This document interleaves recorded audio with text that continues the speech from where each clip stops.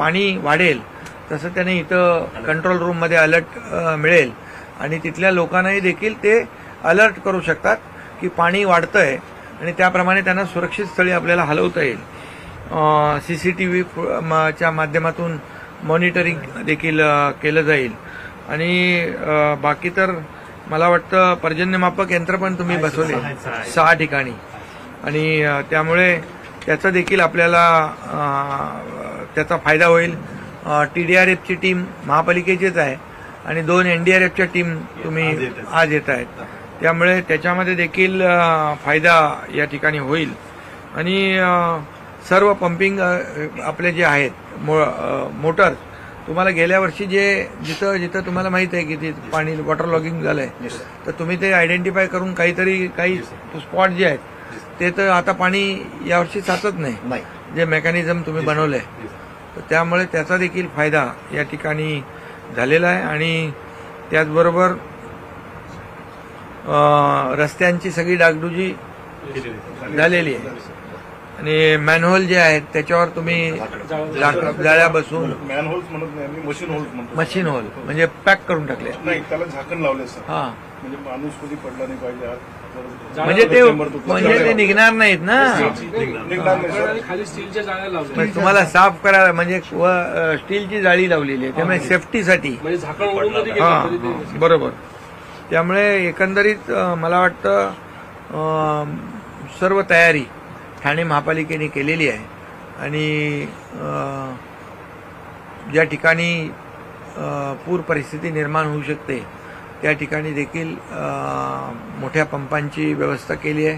तिथे माणूस देखील तिथं 24 तास माणूस तिथं थांबणार आहे म्हणजे 3 शिफ्टमध्ये.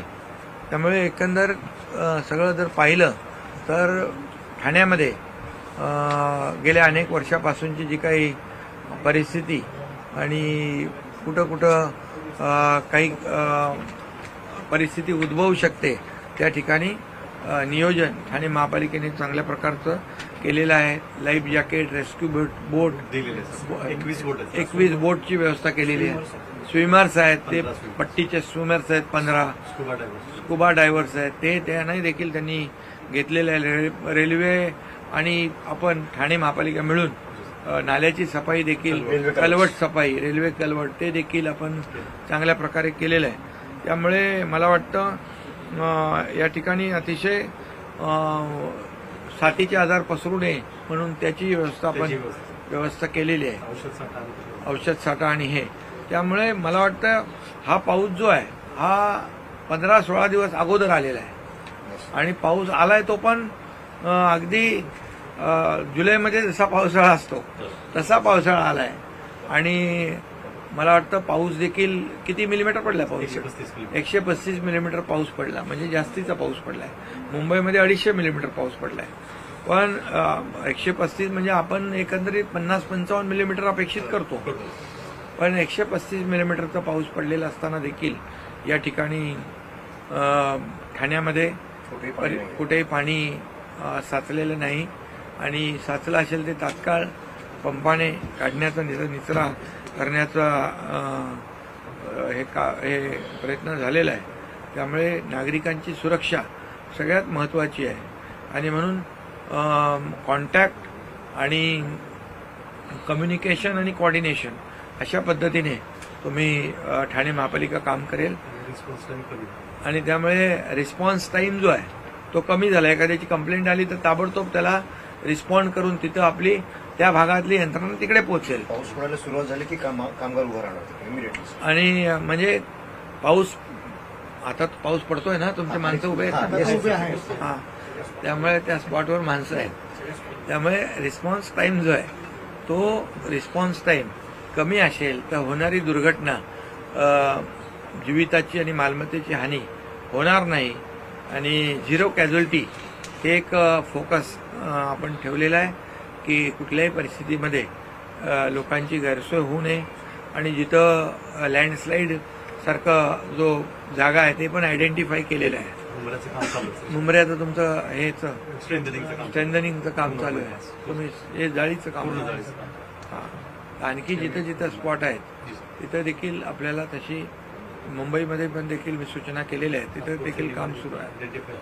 धोकादायक इमारतीच्या बाबतीत धोकादायक इमारतीच्या बाबतीत काय महापालिकेने धोकादायक इमारतीच्या बाबतीमध्ये C1 जे आहे, C1 कॅटेगरी जे आहे त्यांना आपण सुरक्षित स्थळी हलवण्याचा निर्णय घेतलेला आहे. त्यामुळे कुठेही जीवितहानी होणार नाही याची काळजी महापालिकेने घेतलेली आहे. ठाणे महानगरपालिकेचा विषय झाला. ठाणे जिल्ह्याचं पाहिलं तर उल्हास नदीचा दरवर्षीचा एक अनुभव आहे की आजही धोक्याची पातळी ओलांडली, पण पाऊस कमी असल्यामुळे नुकसान झालं नाही. पण अफवा मोठ्या प्रमाणात पसरल्या जातात, त्याला आपण काय म्हणतो? नाही, तुम्ही तुमच्या माध्यमातून मी जनतेला हे सांगू इच्छितो नागरिकांना, कुठल्याही अफवांवर विश्वास ठेवू नका. आता जिथं रेड अलर्ट आहे, ऑरेंज अलर्ट आहे, त्या ठिकाणी देखील नागरिकांनी देखील काळजी घेतली पाहिजे. नियम आणि बंधनं सोडा, पण आपण स्वतःहूनच आपल्या आणि आपल्या परिवाराची काळजी घेतली पाहिजे. आणि जिथं धोका उद्भवू शकतो तिथं जाणं टाळलं पाहिजे. आणि म्हणून कुठल्याही अफवांवर विश्वास ठेवण्याची आवश्यकता नाही. तुम्हाला जो शासनाकडून, महापालिकेकडून जो मेसेज येईल तोच आपला, आणि आपत्ती व्यवस्थापन आपलं ठाणे कंट्रोल जिल्हा अधिकृतपणे त्याच्यावर आपण विश्वास ठेवला पाहिजे. खोट्या अफवांवर विश्वास ठेवू नये. आणि नागरिकांनी देखील आपली आणि आपल्या परिवाराची काळजी घेणं गरजेचं आहे. त्यासाठी सुरक्षित जिथं स्थळं नसतील त्या ठिकाणी जाणंही टाळलं पाहिजे. पूर्णपणे ठाणे महापालिका, जिल्हा प्रशासन आणि राज्य सरकार पूर्णपणे नागरिकांचं जीवन या पावसाळ्यामध्ये सुरक्षित कसं राहील आणि त्यांची गैरसोय कशी होणार नाही याची पूर्णपणे काळजी आणि खबरदारी घेईल. सर, आदित्य ठाकरेंनी मातोश्रीमधून बाहेर पडत थेट मुंबई गाठलेली आहे. ठिकाणी पाणी सगळं साचल्या ठिकाणी सत्ता झाल्यावरती कुठेतरी आरोप करताना ते दिसत आहे. आता मला त्याच्यावर आरोप प्रत्यारोपावर जायचं नाही. आता आम्हाला पहिलं तर नागरिकांना मदत करायची आहे. ही आपत्ती आहे. या आपत्तीमध्ये, संकट काळामध्ये किंबहुना जे पावसाचं प्रमाण ज्या पद्धतीने वाढलेलं आहे आणि बिफोर टाईम पाऊस 15 दिवस अगोदर आलेला आहे, त्यामुळे जी काही थोडी तारांबळ उडालेली आहे आणि नागरिकांची गैरसोय झालेली आहे, त्यांना मदत करायची आम्हाला. पहिला आमचा फोकस मदतीवर आहे. राजकारण करणाऱ्यांनी राजकारण, त्यांना काय प्रत्येक गोष्टीमध्ये राजकारण करायचं असतं.